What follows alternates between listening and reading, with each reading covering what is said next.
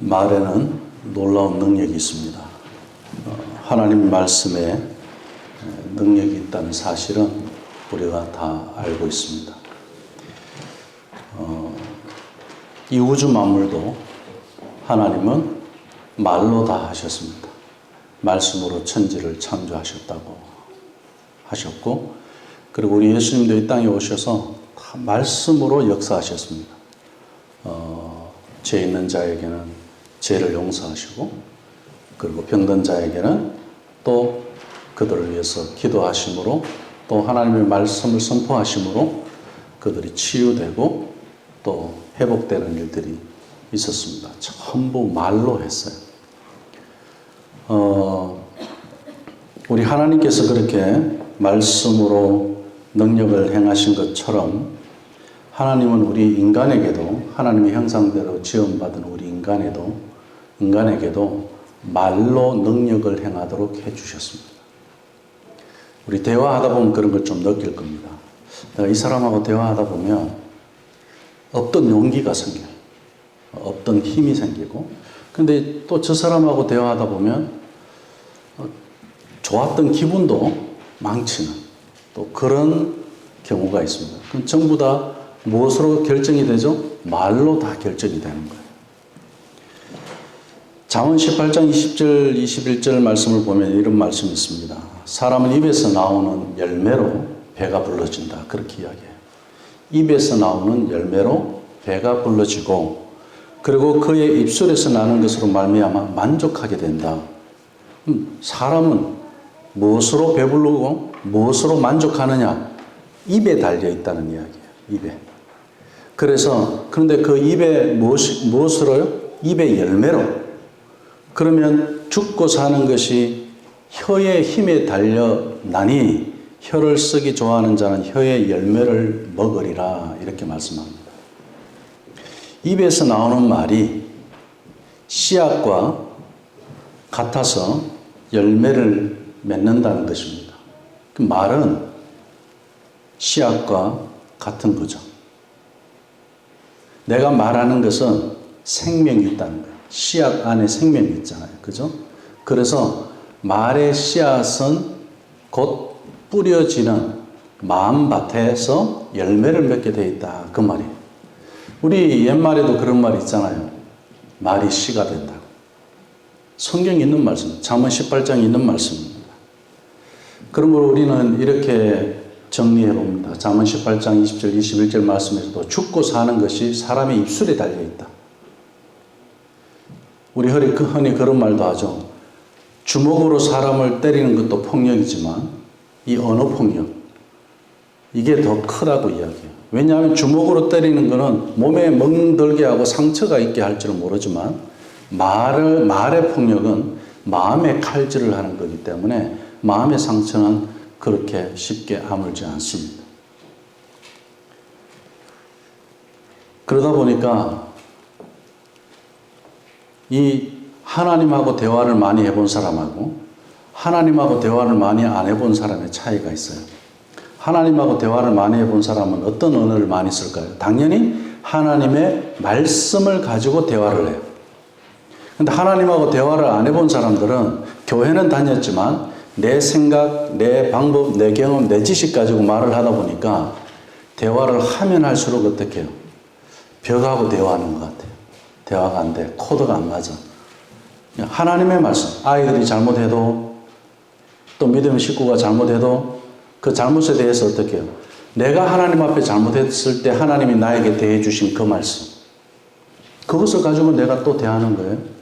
내 자녀가 잘못했을 때 하나님 아버지가 내가 잘못했을 때 하나님 아버지가 나를 어떻게 용서하셨고 나에게 어떻게 말씀해 주셨죠? 그것 가지고 그대로 나는 자녀에게, 믿음의 가족에게 그대로 말하면 됩니다. 그러면 하나님께서 능력으로 나에게 말씀해 주신 그 말씀이 내가 그대로 경험된 그것을 나눌 때 자녀에게든 이웃에게든 누구에게든 나누게 되면 나에게 나타났던 그 회복과 치유, 그 능력이 그대로 전해지는 거예요. 이것을 우리가 말의 능력이다, 그렇게 이야기합니다. 오늘 말씀은 그것을 이야기해 주는 거예요. 이스라엘 백성들 말의 능력에 대해서 내가 너희들에게 가르쳐 주마. 그러시면서 하시는 말씀 중에 하나, 민수기 14장 28절 말씀을 기억하실지 모르겠어요. 우리 예천교회가 10년 이상 주보에, 우리 예천교회 시작할 때 저는 주보에다가 이걸 못을 박아놨어요. 우리가 빌립보서 2장 13절 14절 말씀, 우리 교회가 영원히 가는 하나님의 말씀, 교회에 주신 그 비전의 그 받은 말씀으로 해서 너희 안에서 행하시는 하나님이시라. 그래서 우리가 교회 초창기는 행하시는 하나님, 무릎 꿇는 예수천을 우리가 많이 이야기했습니다. 하나님이 행하시니 우리는 하나님 앞에 무릎 꿇자. 그럼 그분이 행하시는 거, 우리는 기도하는 거. 그렇게 하면서 제일 첫 번째 우리가 하나님 앞에서 조심해야 되는 게 뭐냐면 말이에요. 왜 제가 이 민수기 14장 28절에 이 말씀을 주보에다가 교회 시작 때부터 10년 이상 그 말씀을 못을 박아놨느냐면요. 제가 캐나다에 와서 깜짝 놀랐어요. 처음에 왔는데 사람들이 교회에서 뭐 티타임 할 때도 그렇고 앉아서 이야기하면 뭐 티모튼 가서 커피숍에 가서 뭐 대화를 할 때도 그렇고 이슈가 전부 뭐냐면 토론토의 교회들에게 있었던 사건. 예, 뭐 어느 교회 목사가 어떻게 됐더라. 또 어느 교회가 어떻게 돼가 쪼개졌더라. 아니면 몇 년 전에 어떻게 됐고 그 목사가 어떻게 됐고 그러고 이야기하는데 전부 이 토론토 교회의 원망과 불평, 그래서 시험 들었고 어떻게 됐고 전부 그런 이야기예요. 너무 어두운 거예요. 미래를 이야기하는 사람을 제가 못 봤어요. 정말. 야, 어떻게 여기까지 와서 꿈을 가지지 않느냐고. 비전을 이야기 못 하느냐고. 그래서 이 사람들이 정말 저는 교회에서 첫 번째 받은, 여기 이민교회 와서 제가 첫 번째 받은 쇼크가 뭐였냐면 바로 이 민수기 14장 28절 말씀이 저한테 두려움으로 찾아왔어요. 이렇게 말하고 이렇게 살다가는 그냥 하나님 이대로 들은 대로 말한 대로 다 하나님 응답해 주시면 그거 죽는 건데, 망하는 건데, 아니 여기에 그렇게 살려고 오셨나? 그건 아닐 텐데 왜 저렇게 원망하고 살지? 왜 불평하고 살지? 그 우리 빌립보서 2장 13절 14절 말씀 14절 말씀 뭐라고 되어 있습니까? 모든 일을 원망과 시비가 없이 하라. 그렇게 된 거예요. 우리 교회가 이거 안 하고는 미래가 없다. 말부터 바꾸지 않으면 믿음 생활하는 사람들이 이거 바꾸지 않고는 미래가 없다. 그래서 빌립보서 2장 13절 14절 말씀, 하나님 그 말씀을 주시면서 민수기 14장 28절 이 말씀을 철저하게 새기면서 저 자신부터, 그래서 우리가 성찬식 할 때마다 우리 예천교회가 고백하는 게 뭐였죠? 사랑으로 솔직히 직접 말하세요. 그걸 고백하고 우리가 성찬식을 했어요. 왜냐하면 전에서 듣는 말은 믿을 수가 없어요. 살을 붙이기도 하고 빼기도 하고 그리고 없는 말을 갖다가 하기도 하고, 이 인민사회가 얼마나 속고 속이고 또 막 그런 똑같은 말을 믿음의 성도들인데 믿음의 가족이라고 하는데도 보면 저 사람에 대해서 말할 때는 얼마나 정죄하고, 아니 원수도 아닌데 같이 믿음 생활하고 있는 사람인데 왜 그렇게 그 사람을 도마 위에 올려놓고 나쁜 사람으로 죄인으로 만드는지. 교회는 죄인을 용서하는 데지 죄인을 만드는 데가 아니잖아요. 이건 전부 말에 달려있는 거예요. 그 사람을 정죄하고 그러니 그 사람은 죄인이 되는 거예요. 자기는 예수 그리스도의 십자가의 은혜를 입고 구원받았다고 믿었는데 교회에 와서 믿음 생활을 하다 보니까 죄인이 되어버렸어요. 구원받은 의인이 된 게 아니고 아주 이상한 현상들이 일어나는 거예요. 이민교회가 이 10명의 정탐꾼과 너무나도 닮아 있는 거예요. 말의 씨가 된다는 것을 모르고 살아요. 그러다 보니까 우리 아버지들이 쉽게 아이들한테, 우리 한국에서 한국의 아버지들한테 주로 뭐 자주 듣는 말이 뭐죠? 이 망할 놈의 자식. 아니 왜 내 자식을 잘 되라고 그렇게 잔소리 하시면서 또 화가 나면 망할 놈의 자식이라 그래요. 얼마나 무서운 말이에요.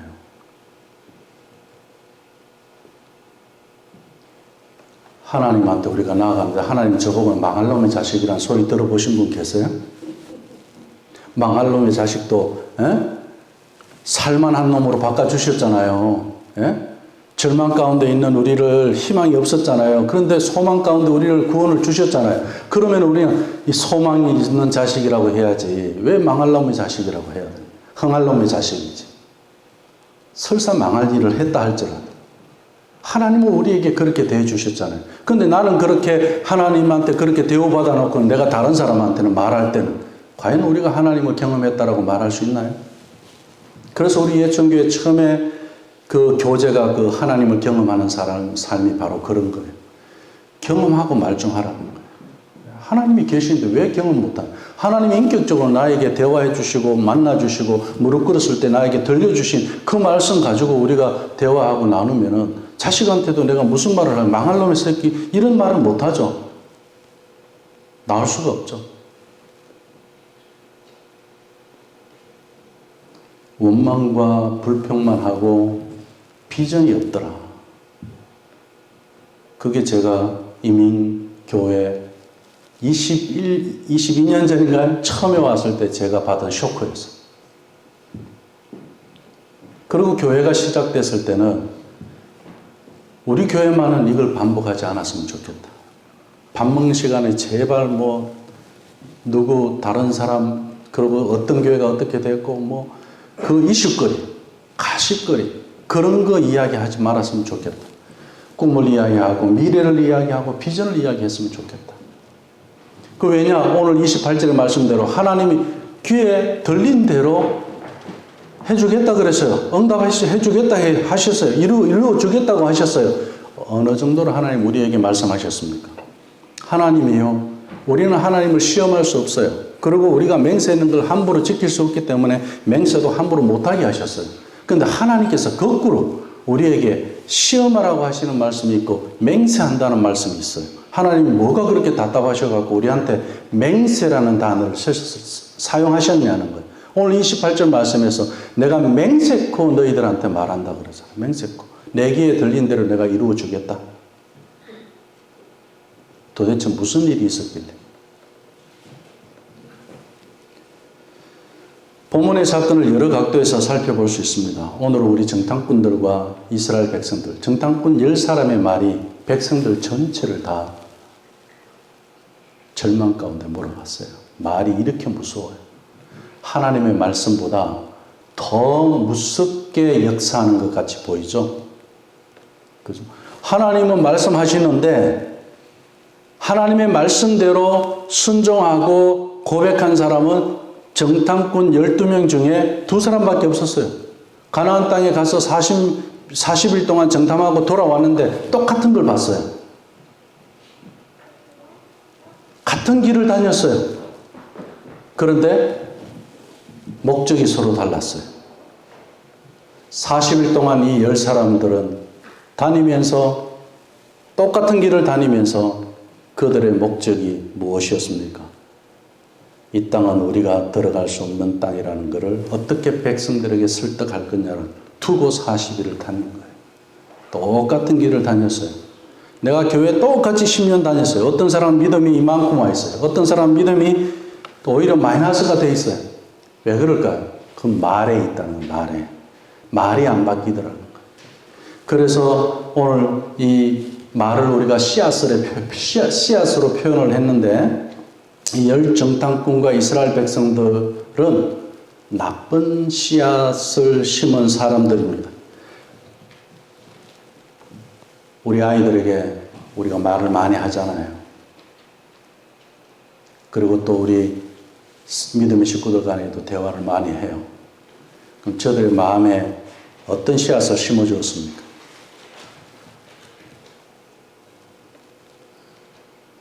민수기 14장 2절 3절 말씀에 보면 정탐꾼들의 말을 듣고 이스라엘 백성들이 뭐라고 이야기합니까? 차라리 미리 내가 죽는 게 낫다 이렇게 해요. 아니 미리 죽었으면 정말 좋았겠어요. 그죠? 그렇지 않으면서 지금 살아있는 것도 감사하는데도 불구하고 그 감사를 몰라요. 그래서 오히려 내가 미리 죽었으면 좋았을 것을 우리가 가면은 거기 가면 이제 죽을 거다. 그리고 야 애굽으로 오히려 우리 다시 돌아가는 게 낫겠다. 지금 뭐 별 주장이 다 나와요. 말을 마구 뱉어내는 사람들이 있어요. 그게 일반적인 사람들입니다. 우리도 예외가 아니에요. 나도 예외가 아니에요. 말은 마구 뱉어내는 게 말이에요. 사람. 왜요? 죄성에서는 그러한 습관이 있기 때문에 그렇습니다. 마구 뱉어내는 말은 죄성에서 나오는 거예요. 거기에 속으면 안 되는 거예요. 이 말을 들은 하나님께서 오늘 28절에서 그렇게 말씀하신 거예요. 너희 말이 내 귀에 들린 대로 내가 너희에게 행하리. 그러니 이 말씀은요, 신명기 6장 4절에서 9절의 말씀과 아주 밀접한 관계가 있습니다. 이스라엘 백성들이 광야 생활의 시작점에 이 사건이 있었어요. 근데 모세가 신명기 6장에 보면 어떤 말을 하게 합니까? 밤마다 아침마다 이스라엘아 들으라. 우리 하나님 여호와는 오직 유일한 여호와시니 우리 입에서 나가는 것이 다른 신은 없다. 유일한 여호와시니 너는 마음을 다하고 뜻을 다하고 힘을 다해서 우리가 부엌에서 설거지를 해도 청소를 해도 어떻게 해요? 마음을 다하고 뜻을 다하고 힘을 다해서 할 때 내가 있는 그곳이 달라지는 거예요. 책장을 한 장 넘기면서 내가 공부를 해도 마음을 다해서 공부하는 거죠. 왜요? 내가 내 지식을 자랑하기 위해서 공부하는 게 아니라 이 책장 한 장을 뒤지면서 여기서 달라진 내 이 생각이, 이 말이 다른 사람을 살릴 수가 있어요. 그래서 우리가 공부하는 것도 영혼을 살리는 거예요. 마음을 다한다는 것은 다른 이야기예요. 내가 점수 많이 받겠다는 이야기 아니에요. 뜻을 다한다, 힘을 다한다. 이건 여호와를 경외하는 데의 마음이고 뜻을 다하고 힘을 다하는 거지. 다른 데 힘쓰지 않겠다는 거예요. 다른 데 내가 생각을 두지 않겠다는 이야기예요. 그러면서 힘을 다해 내 하나님 여호와를 사랑하라. 오늘날 내가 내게 명하는 이 말씀을 너는 마음에 새기려면 반복해야 돼요. 아침마다 반복해야 되고 저녁마다 반복해야 되고요. 그래서 아이들이 태어나면 우리 교회는 어떻게 합니까? 애들 뱃속에 있을 때부터 뭐 했죠? 우리 최윤준 집사님 다 뱃속에 있을 때부터 신명기 해줬잖아요. 그럼 어떻게 하죠? 태어나면 계속 잠잘 때 아침에 애들 신명기 계속 해줘요. 그러면 나중에 애들이 어떻게 신명기 암송하죠? 쟤들이 밤에 잠잘 때 습관적으로 하죠. 아침에도 하고 밤에도 하고. 그러면 어떻게 해요?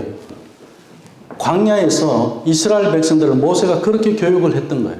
철저하게 이 말을 안 바꾸면 말을 막 뱉어내기 때문에 내 마음에 새기고 내 자녀에게 부지런히 가르치고 앉았을 때든지 길을 갈 때든지 누워있을 때든지 일어날 때든지 이 말씀을 강론할 것이며 이걸 아침에도 내가 반복을 하고요. 저녁에도 반복하면서 암송을 해보세요.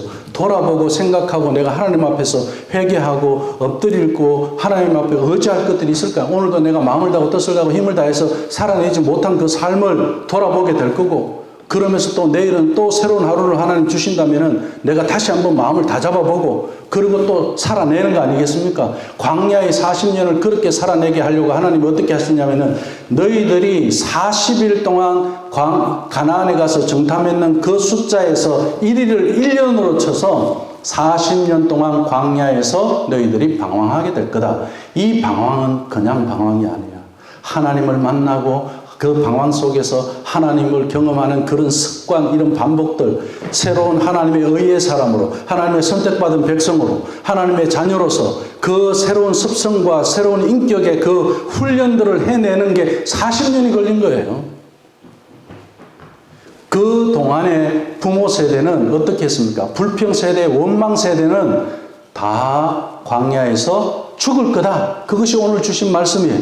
그럼 거기서 다 장례식을 치렀어요. 그런데 어떤 신학자는 그렇게 이야기합니다. 40년 동안 200만이 죽었어요. 그럼 하루에 몇 명을 장례식 치렀을 것 같습니까? 시간당 7명이라 그래요. 하루에 7명이 아니고 시간당 7명의 장례식을 치러야 코로나로 시체가 빠져나가는 것보다 더 많은 사람들이 죽어나갔다는 이야기예요. 광야에서. 뭐 때문에? 말 때문에. 우리가 이것을 너무 쉽게 생각하면 안 돼요. 믿음의 사람들은 말을 막 뱉는 게 아니고 그 말에 힘이 있고 능력이 있기 때문에 그 말씀을 믿음으로 해야 되는 거예요. 믿음의 말에는 역사가 있습니다. 믿음의 말을 전했더니 믿지 않는 사람이 구원받네요. 믿음의 말을 전했더니 불평하는 사람이 감사할 줄 아네요. 믿음의 말을 전했더니 문제가 있는 그 사람이 문제가 해결이 되네요.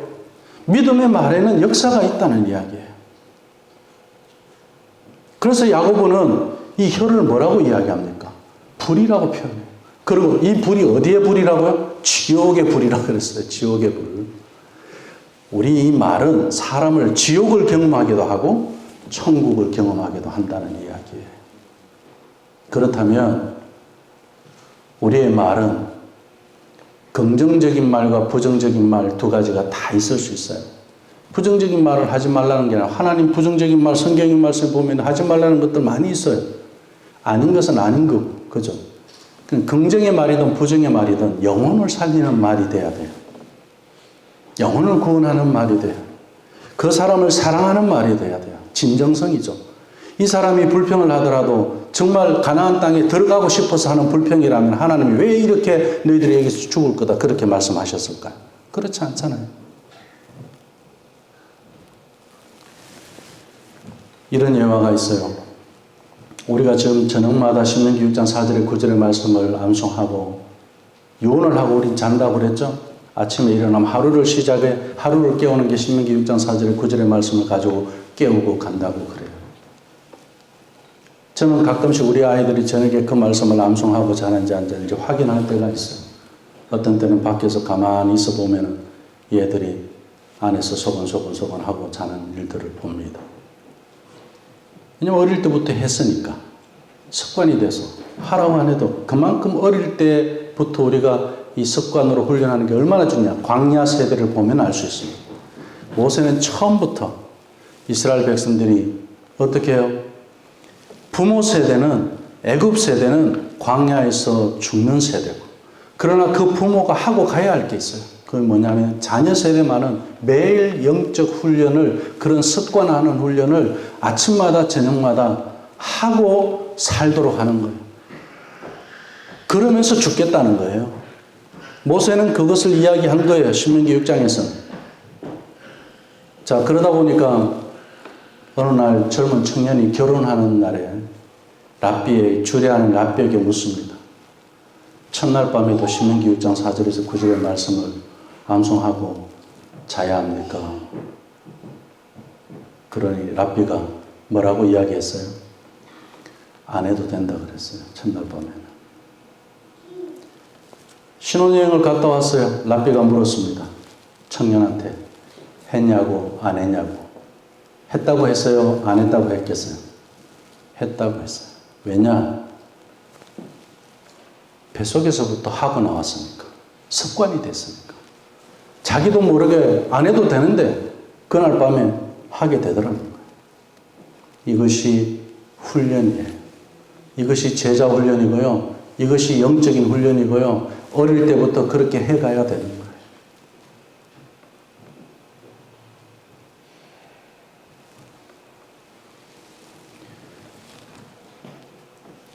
우리는 죄의 습성이 여전히 우리에게 남아있기 때문에 어인되어져 있는 우리에게도 기억에 남아있죠. 옛날에 그런 말을 뱉어내는 습관이 있죠. 그러다 보니까 수시로 속고 넘어질 때가 많습니다. 그렇기 때문에 우리는 아침마다 저녁마다 이 안전장치를 만들어 놔야 돼요. 신명기 6장 4절에서 9절의 이 말씀을 우리가 암송하면서 이스라엘아 들으라. 내가 오늘 누구 말을 듣는가? 세상의 소리를 듣고 세상의 두려움의 소리를 듣고 걱정의 소리를 듣는 것이 아니라 하나님의 능력의 말씀, 하나님의 그런 나를 두려워하지 말고 염려하지 말고 담대하라고 하는 그 말씀, 매일 묵상하라고 하는 그 말씀, 그것을 들으면서 우리가 살아갈 때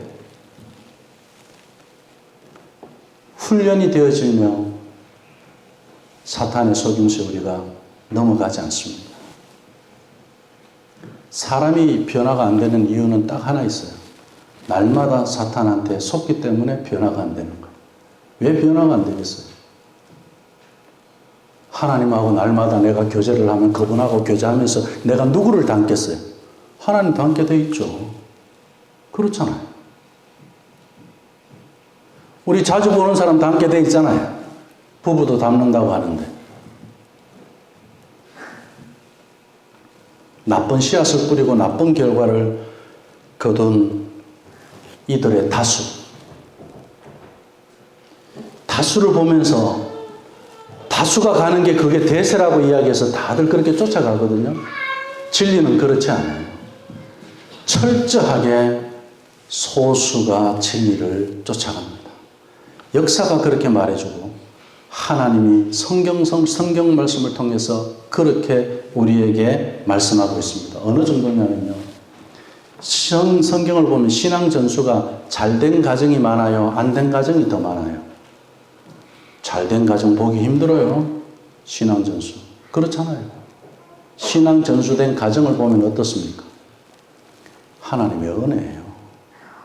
그 생명을 하나님이 조절 안 해주시면 신앙 전수하기 전에 죽기도 하고 히스기야 왕도 마찬가지였잖아요. 그죠? 하나님의 은혜로 신앙이 전수되는 거예요. 우리 가정에서 내가 자녀들에게 신앙 교육을 할 수 있고 아침에도 저녁에도 하나님의 이 말씀 앞에서 이들의 자기들의 그 하루의 삶을 진단하고 또 하루의 삶을 결단하고 살아갈 수 있는 이런 훈련이 되게 하는 것은 하나님의 은혜예요. 율법이 하는 게 아니에요.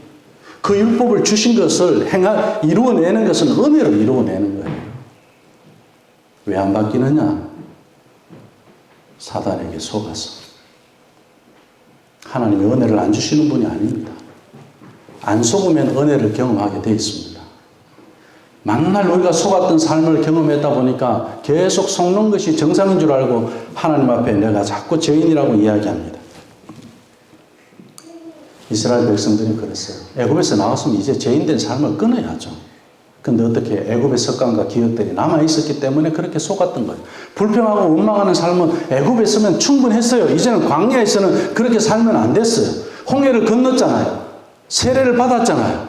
그리고 하나님이 선택된 백성으로 이제 광야에서 새로운 백성으로 하나님이 제사장의 나라로 세우겠다고 하신 그 영광스러운 민족이 됐는데 이들은 자기들의 신분, 자기들의 그런 민족이 그렇게 하나님의 선택받은 민족이라는 그 사실 앞에 어떻게 해요? 까마득히 잊어버리고 바로의 자식으로 속은 거예요. 그러니까 애굽으로 돌아가자 그러잖아요. 우리 믿음 생활하는 사람들이 말을 막 뱉어낼 때 그 바로에게 속는 것처럼 사단에게 그렇게 속는 일들이 많이 있습니다. 여기서 우리가 중요한 원리를 하나 발견합니다. 잠언 17장 20절 말씀을 보면 마음이 사특한 자는 복을 얻지 못한다 그랬어요. 그리고 혀가 패역한 자는 재앙에 빠진다 그랬어요. 자, 우리가 정치인들도 봐요. 지식인들도 봐요. 교수들 다 훌륭하죠. 많이 배웠고. 그런데 혀로 인해서 그들이 다 망합니다.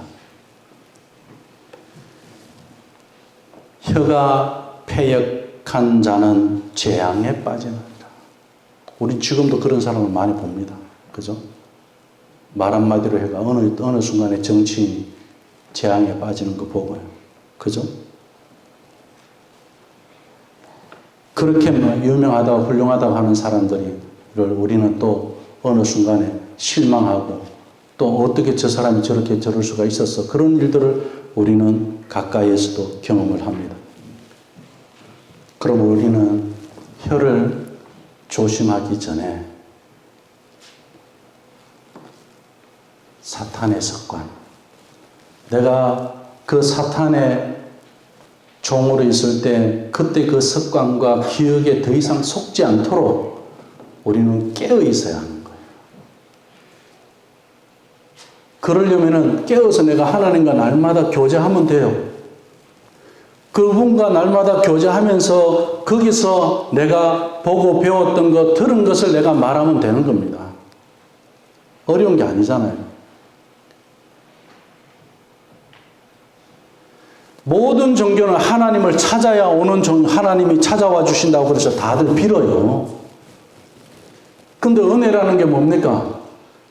죽음 마땅한 우리의 절망 가운데 있는, 죽음 가운데 사망 가운데 있는 나를 하나님이 찾아와 주셨잖아요.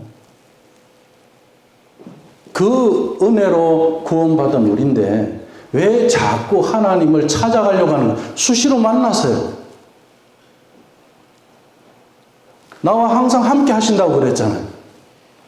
하나님, 지금 제 음성 들어주시고 제 생각 들어주시고 그럼 하나님이 저한테 어떻게 대해 주시고 그럼 그분과 그렇게 한번 우리가 대화해 본 사람이라면 그분이 주신 평안함을 가지고 나와 같이 두려워하는 사람, 걱정하는 사람이 있으면 그 사람하고 그렇게 하나님 나한테 대해 주셨던 대로 같이 대화하다 보면 그 사람에게도 평안이 임하지 않겠어요?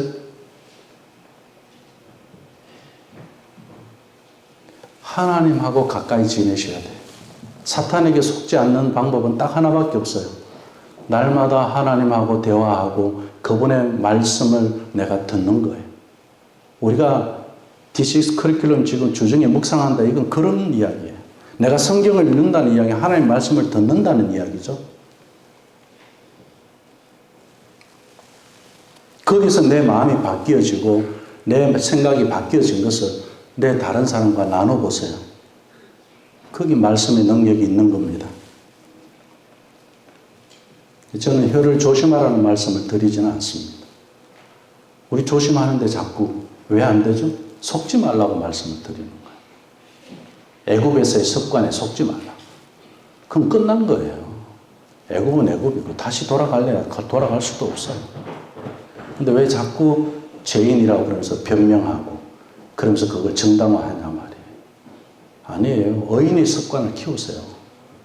아침마다 저녁마다 이스라엘 아들을 하나님의 말씀 듣고 우리 하나님 여호와가 유일하다는 거 고백하고 마음을 다하고 뜻을 다하고 힘을 다해서 하나님을 경외하듯이 내가 열심히 하루 살아내고 말씀을 정리합니다. 오늘 좋은 씨앗을 심은 사람들이 있습니다. 여호수아와 갈렙이죠. 속이 시원합니다. 후련합니다. 예, 다수가 다 지금 애굽으로 돌아가자고 분위기도 그렇게 돼 있지만 그 대세 앞에 옷을 찢으면서까지 이건 아닌데 하는 사람이 있는 거예요. 그게 바로 우리 크리스천입니다. 그게 바로 우리 의인들이 할 일들이에요. 다 그렇게 이야기해도 다 저게 옳다고 이야기해도 대세라고 이야기해도 이 와중에 여호수아와 갈렙은 좋은 말을 했습니다. 오늘 14장 4절 6절 말씀을 보십시오.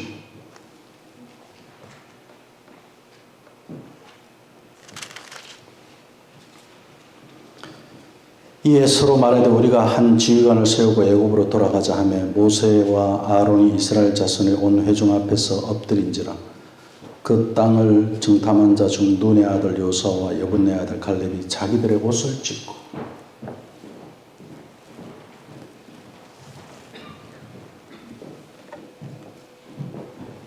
이렇게 한 이들을 두고 하나님께서는 오늘 38절의 말씀에 가면 여호수아와 갈렙만 가나안 땅을 밟게 될 거다. 그렇게 이야기합니다. 애굽 세대 다 광야에서 죽었어요. 200만의 장례식이 하루에 시간당 7명 죽어나가는 걸 봤지만 누구는 살았더라? 여호수아와 갈렙은 살았더라. 뭐 때문에요? 말 때문에. 말 때문에. 말은 죽이기도 하고 살리기도 하더라. 누구를요? 나를 죽이기도 하더라는 거예요. 명심하셔야 돼요. 자기가 죽는 건 줄 모르고 말을 그렇게 하는 사람들 참 많습니다. 얼마나 사람이 똑똑한 것 같지만요, 어리석어요. 말은 농사 짓는 것과 같습니다. 그래서 베드로전서 3장 9절의 말씀에 보면 악을 악으로 욕을 욕으로 갚지 말라고 그럽니다. 악을 악으로 욕을 욕으로 갚지 말고 어떻게 해요? 도리어 복을 빌라. 그래서 가끔 그런 이야기 하죠. 저도 어떤 때는 운전하다가 어떤 놈이 가다가 중간손가락 올리고 이러면 정말 화가 나서 막 욕이 나올 때가 있어요. 그래가 욕을 할 때도 있는데 그때 딱 저한테 떠오르는 말씀이 바로 이 베드로전서 3장 9절 말씀. 욕을 욕으로 악을 악으로 갚지 말고 오히려 어떻게 해요? 도리어 복을 빌라. 그래 니놈들을 축복하노라. 예, 복을 빌라. 이 말씀이 생각나요.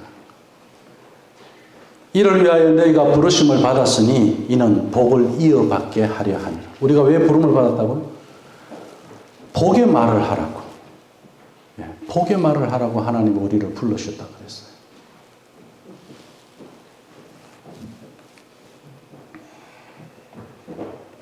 베드로전서 4장에 가면요. 베드로는 3장 이후로 계속 이야기합니다. 7절에서 11절 말씀에 가면 만물의 마지막이 가까워서 사람들 말이 참 희한해집니다. 만물의 마지막이 가까워갖고 말들이 희한해지니까 악해집니다. 그러므로 너희는 정신을 차리고 근신하여 기도하라 그래요. 기도하면서 저주 풀어본 적 있습니까? 기도하면서 말 함부로 막 뱉어본 적 있습니까? 기도할 때는 왜 그렇게 거룩한 용어가 잘 나오죠? 기도는 달라요. 누구하고 하기 때문에? 내 미운 사람하고 하는 게 아니고 내 미운 사람 두고 하나님하고 대화하기 때문에 그래요. 그래서 그 기도 속에는 거룩한 언어들이 많이 있습니다. 그래서 기도하는 일에 힘쓰라고 그렇게 베드로는. 이게 영적 싸움에 있어서 굉장히 중요한 무기입니다. 정신을 차리라. 그리고 근신해라. 그 다음에 뭐 하라고요? 기도하라. 말을 정신 차려서 해야 되고 무엇보다도 서로 뜨겁게 사랑하라 그래요.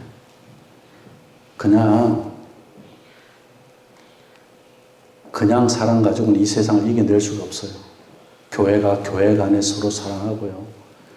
그리고 성도와 성도 간에 그렇게 서로 사랑하는 걸 어떻게 뜨겁게 할지니 사랑은 허다한 죄를 덮느니라. 바로 무슨 문제를? 말의 문제를 해결하는 거예요. 서로 대접하기를 원망 없이 하고 각각 은사를 받은 대로 하나님의 여러 가지 은혜를 맡은 선한 청지기 같이 서로 봉사하여 만일 누가 말하려면 저는 이 말씀 너무너무 좋아요. 하나님의 말씀을 하는 것 같이 하고 누가 봉사하려면은 하나님이 주시는 힘을 가지고 하는 것 같이 하고 이는 범사의 예수 그리스도로 말미암아 하나님이 영광을 받으시게 하려 함이니 그에게 영광과 권능이 세세에 무궁토록 있다. 이렇게 말씀하죠. 하나님 앞에 영광 돌리는 것은 말로 영광 돌리는 거예요. 그래서 누가 무슨 말을 하든지 어떻게 하나님의 말씀을 하는 것 같이 하라고 했어요. 무슨 일을 하든지 하나님이 공급하시는 힘으로 하라고 그랬어요. 우리 힘들잖아요. 그래도 하나님 오늘 나에게 힘 주셔서 제가 요만큼 할 수 있었습니다. 그래도 제 양심에는 게으르다는 생각이 드는데 하나님 마음을 다하고 뜻을 다하고 힘을 다해서 하는 걸 저는 원합니다. 그러니까 건강도 하나님 더 주시면 좋겠습니다. 힘도 주세요. 그럼 제가 일하는 데는 하나님이 공급해 주시는 힘으로 저 사람 너 살아가는 거 보면 저렇게 몸살 나도 몇 번 몸살 나고 링겔 주사를 맞아도 몇 병을 맞아야 될 사람이 저렇게 끄떡없이 하나님 일에는 열심을 가지고 기도하는 일에 빠지지 않고 봉사하는 일에 빠지지 않고 저 사람 말 한마디 하는 게 하나님 말씀하는 것 같고 무슨 일을 해도 하나님 주신 힘으로 하는 게 저렇게 보이네 라고 그렇게 말할 수 있어요. 언제요? 마지막 때는 그렇다는 이야기. 베드로가 지금 그렇게 이야기하고 있습니다. 그래서 시편 기자는요. 여호와여 내 입 앞에 파수꾼을 세워달라고 그래서 말이 이게 얼마나 사람을 죽이고 사람을 절망 가운데로 가게 하면 그렇겠습니까? 그리고 내 입술에 문을 지켜달라고 그랬어요. 그 정도로 우리도 이런 기도를 하는 거예요. 하나님 내 입술에 파수꾼을 세워주고 하나님의 말씀으로 인쳐주시고 우리는 하나님의 말씀으로 씨 뿌리는 농부입니다. 우리는 믿음의 말로 죽어가는 영혼도 살리는 사람들입니다. 하물며 우리 자녀들에게도 마찬가지입니다. 저들을 살리는 말을 할 수 있도록 부모를 세워주신 거예요. 부모의 그 말이 아니고는 우리 자녀가 일어날 수가 없어요. 왜 하나님이 아버지와 어머니를 두셨느냐? 하나님의 마음을 아버지의 마음과 어머니의 마음을 통해서 자녀에게 전하라고. 그럼 전하는 방법 뭐가 있습니까? 말밖에 없어요. 그런데 우리는 어떤 말을 했습니까? 믿음의 말을 했습니까? 원망의 말을 했습니까? 불평의 말을 했습니까? 마음을 다하고 뜻을 다하고 힘을 다해서 원망을 한다라든지 아니면 마음을 다하고 뜻을 다하고 힘을 다해서 믿음으로 말을 하든지 둘 중에 하나이겠죠. 우리 예천교회 식구들은 하나님의 귀에 들린 대로 열매 맺는 복된 성도들이 다 되시기를 주님의 이름으로 축원합니다. 기도하겠습니다. 하나님, 우리